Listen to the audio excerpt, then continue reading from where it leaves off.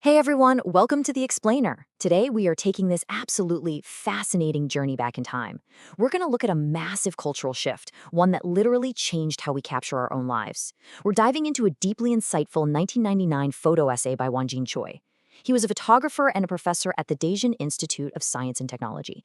And what he captured in this piece? Well, it wasn't just some tech update. It was a fundamental transformation in how we as human beings relate to our own memories. It's just so poignant, mainly because he wrote it right on the very edge, the absolute tipping point of the digital revolution. Okay, so let's dive right into this. I really want you to think about this for a second. When was the last time you actually held a physical photograph in your hands? And I mean, not a phone, not a tablet, but a real piece of glossy paper that you had to hold by the edges so you didn't smudge it with your fingerprints? For a lot of us, it's been a hot minute, but to really get the profound shift Choi observed back in '99, we've got to drop ourselves right back into the emotional core of that analog era. An era where photos were these rare, physical objects that practically demanded our utmost respect and care. Part 1. The Ritual of Memories. So, Choi kicks off his essay by painting this incredibly vivid picture of commemorative photography. And back then, it was deeply traditional, formal. Taking a photograph was a whole event in itself. It was this deliberate, structured preservation of life's biggest milestones. We're talking a child's 100th day celebration, their first birthday, graduation, and, of course, a wedding. He beautifully calls this documenting the changing seasons of our lives. These were definitely not casual snap-and-forget moments. They were literally the pillars of a family's history. Even when we traveled, the photos we took were these treasured keepsakes. They were the tools we used to relive our journeys and share our stories when we got back home. Finding that one perfect photograph that truly captured a feeling, man, that was a rare, hard-earned joy. And this actually brings us to a super personal reflection from Choi. He writes about the sheer warmth he feels just watching his wife organize their family photo albums with their kids. Because it wasn't just about looking at the pictures, right? The actual physical act of sorting them, sliding them behind that clear plastic, turning those heavy pages together. It became this binding family activity. He says it served as a tangible reminder of just how precious family is and how incredibly lucky they are to share those warm moments together in a shared physical space. Part 2. The Classroom Experiment. Now, that personal realization at home led Choi to a really insightful observation while he was teaching his new students at the Daejeon Institute of Science and Technology. He decided, hey, let's turn this whole concept of the family album into an assignment. So he asked each student to prepare a self-introduction using about 20 family photographs. The timeline had to start from their parents' pre-marriage days and go all the way up to the present. Now here's the kicker. He never asked the parents to help. But the students reported that their mothers eagerly, just instinctively jumped right in. As they sifted through those old albums together, all these forgotten stories naturally started bubbling up.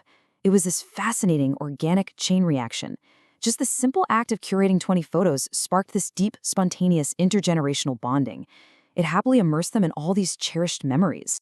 Choi took this whole classroom experiment and synthesized it into this really beautiful realization about the emotional power of faded photographs.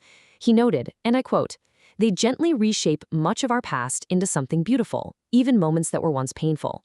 He realized that when we look at old photos, it isn't just the specific scene staring back at us. It's the quiet emotions we felt at the time, rising up again in our hearts. The physical photograph kind of acts like a filter, softening the rough edges of our past and leaving us with something profoundly beautiful. Part 3. The Sticker Photo Revolution. But right as Choi is romanticizing this deep, slow, highly formal process, boom, a massive cultural disruption hits. It's the late 90s, and we suddenly crash into the sticker photo revolution. Almost overnight, instead of formal studios, you had teenagers cramming themselves into tiny booths no larger than a small closet. They were transforming themselves into cartoon-like characters, throwing up peace signs, and within minutes, literally minutes, they were printing out these thumbnail-sized sticker photos. And let me tell you, they were definitely not putting these in heavy, leather-bound albums. No way. They exchanged them instantly with friends. They slapped them all over their decorated diaries, their pagers, their early mobile phones. It was an absolute cultural phenomenon that just swept like wildfire across the youth landscape. Part 4. Photography as Entertainment. So the crucial point here is that photography was no longer the solemn duty to history, The fundamental purpose completely flipped. The old metrics of what made a quote-unquote good photo, they just vanished. Questions about archival quality? Totally irrelevant. Photographic excellence? Nobody cared. In the wild world of sticker photos, perfection was definitely not the goal. Fun was the goal. When Choi looked at teenagers' diaries, which were just stuffed with these tiny photographs arranged haphazardly, almost like stars across the pages, he realized something huge. The very meaning of the word commemorative had changed forever. We had fully entered an era of pure entertainment. Just think about everything that disappeared in this new environment. That traditional nervousness of sitting perfectly still in front of a camera, gone. The intimidating professional photographer telling you exactly how to tilt your chin, gone. Even real-world backgrounds became completely unnecessary. With the simple press of a button inside that tiny closet-sized booth, a teenager could suddenly pose right next to a digital projection of their favorite celebrity. The tension, the formality, it all just evaporated, completely replaced by this instant, chaotic joy. Part 5, Speed versus Elegance. And this brilliantly illustrates the core conflict of Choi's essay. We are essentially looking at a fundamental battle between two entirely different ways of viewing the world, right at the dawn of the new millennium. On one side, you have the traditional era. This was defined by archival quality and formality. It was slow, it was dignified, and it was meant to last for generations. Then, on the other side, you have the new era, defined by entertainment and convenience. It was incredibly fast, highly disposable, and meant entirely for the present moment. We're talking about two completely different languages of memory here. Choi masterfully connects this simple, fun technological novelty, the photo booth, to the much broader macro trends of society.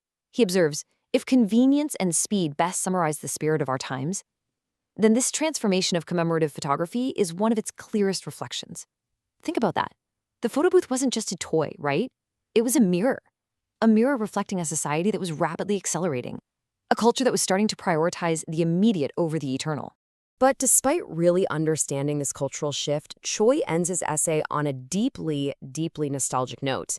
He admits that, he kind of can't help but feel a profound sense of loss. He watched as the dignity, the formality, and the quiet elegance that was once conveyed by those clear, vivid, carefully crafted photographs, he watched it all gradually fade from our daily lives, and it was replaced by the fast-paced blur of instant gratification. Which brings us to a final, really provocative thought to leave you with. If Choi felt this strongly about sticker booths way back in 1999, imagine what he would say about our modern camera rolls today. I mean, most of us are walking around holding tens of thousands of digital images in our pockets. So in an age of ultimate instant convenience, what memories are we truly preserving? Are we still capturing the changing seasons of our lives, or are we just scrolling right past them? It's definitely something to think about the next time you pull out your phone to snap a quick picture. Anyway, thank you so much for joining me on this explainer, and keep exploring.